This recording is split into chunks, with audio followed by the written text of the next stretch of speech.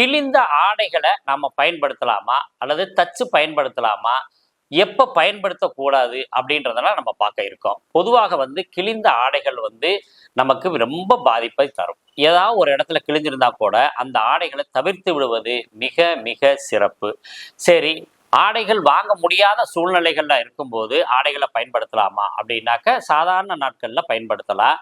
பூஜைக்காக செல்லும் பொழுது, கோயிலுக்காக செல்லும் பொழுது, நாம முக்கியமான விசேஷங்கள்ல நம்ம இறைவனை வழிபாடு செய்யும் போது அந்த கிழிந்த ஆடைகள் இல்லாத ஆடைகளை பயன்படுத்தணும். இப்ப நம்மளுக்கு ஒரு ஒரு ட்ரௌசரே கிழிஞ்சு போச்சு, அல்லது பேண்ட் கிழிஞ்சிருக்கு, அல்லது வேஷ்டியோ ஏதோ ஒரு இடத்துல சின்ன முனையில கிழிஞ்சிருக்கு, அல்லது உள்ளுக்கு போடுற பனியன் தானே, அந்த பனியன் கிழிஞ்சிருந்தா என்ன தப்பு, அதனால அது போடலாமா அப்படின்னா கட்டாயம் போடக்கூடாது.